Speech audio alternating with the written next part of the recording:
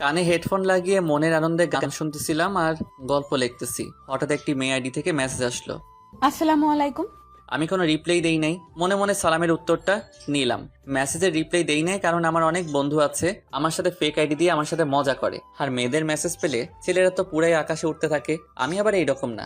আমার পরিচয় তো আপনাদের জানানোই হলো না। আমি ফারহান আহমেদ, এবার ইন্টার সেকেন্ড ইয়ারে পড়ি। আম্মু আব্বুর আদরের দুইটা ছেলে, একটা আমি আর অন্যটা আমার বড় ভাই। আমার বড় ভাইয়ের পড়াশোনা শেষ করে দেশের বাইরে গেছে জব করতে। ভাইয়ার বিয়ের জন্য একটা ভালো পাত্রী খুঁজতেছি। এবারও মনে সুখে গান শুনতেছি আর গল্প লিখতেছি।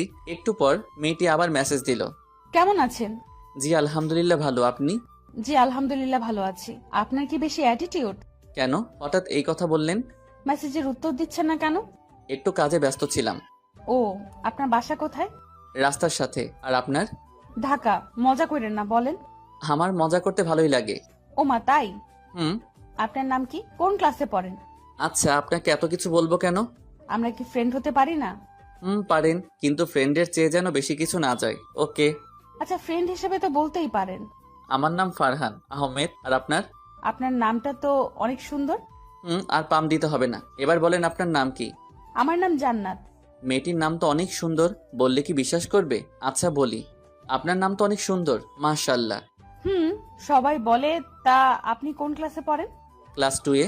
দেখেন, মিথ্যা কথা বলবেন না, মিথ্যা বলা পাপ। আচ্ছা, আমি ইন্টার দ্বিতীয় বর্ষে পড়ি। আপনি কোন ক্লাসে পড়েন? অনার্সে পড়ি। আপনার বাসার সবাই কেমন আছে? জি আলহামদুলিল্লাহ সবাই ভালো, আপনার? জি আলহামদুলিল্লাহ ভালো। আপনার বাসা কোথায় বললেন না তো? নারায়ণগঞ্জ। ও, একটা কথা বলি। বলেন। আপনার গল্পগুলো অনেক ভালো। থ্যাংক ইউ আপু। ওই মিয়া, আপু বলেন কেন? ভালো লাগে, আর আপনি তো আমার বড়। এত ভালো লাগতে হবে না। আমি আপনার বড় তো কি হয়েছে, বড় হইলে কি আপু বলতে হবে নাকি? বলতে হবে তো, না হলে আবার লোকে বলবে আমি খারাপ।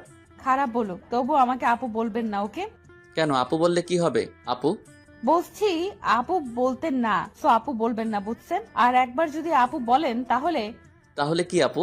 যান, আপনার সাথে কথা বলবো না। ওকে, না বললেন। আল্লাহ হাফেজ, ভালো থাকেন। ওই ওই, ফারহান, জি বলেন আপু। প্লিজ আমাকে আপু বললেন না, প্লিজ প্লিজ প্লিজ। এত করে যখন বলছেন, আচ্ছা আপু বলবো না, খুশি তো? হুম, অনেক খুশি।